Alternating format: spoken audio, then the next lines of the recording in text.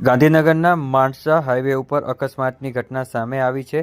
વાસણ મહાદેવ નજીક અજાણ્યા વાહન ચાલકે પોતાનું વાહન પૂરપાટ ઝડપે હંકારી રાહતદારી શ્રમિકને ટક્કર મારી નાસી ગયો હતો। આ અકસ્માતમાં ગંભીર ઇજા થવાથી દાહોદના શ્રમિકનું ગાંધીનગર સિવિલ હોસ્પિટલમાં સારવાર દરમિયાન મોત થતાં પેથાપુર પોલીસ મથકમાં ફરિયાદ નોંધવામાં આવી છે। ચાલોદ તાલુકાના મવડી ગામના રહેવાસી અને ફરિયાદી રતનભાઈ ગરાસિયાના નાના ભાઈ રાજુભાઈ ગરાસિયા અને તેમની પત્ની છેલ્લા 15 દિવસથી વીરુભાઈ ચાવડા સાથે વાસણ ગામે રોડના કામ માટે મજૂરી કામ કરી રહ્યા હતા।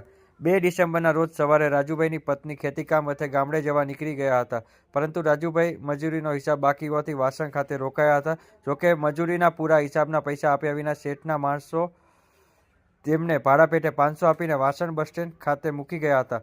બાદમાં રાજુભાઈ ગાંધીનગર માણસા હાઈવે પર વાસણ મહાદેવ નજીક રોડની સાઈડમાં ચાલી રહ્યા હતા। તે દરમિયાન કોઈ અજાણ્યા વાહન ચાલકે પોતાનું વાહન પૂરપાટ ઝડપે ગફલતભરી રીતે હંકારી રાજુભાઈને જોરદાર ટક્કર મારી હતી। આ અકસ્માતને કારણે રાજુભાઈને માથાના ભાગે ગંભીર ઇજાઓ થતાં સારવાર માટે ગાંધીનગર સિવિલ હોસ્પિટલ ખાતે લાવવામાં આવ્યા હતા।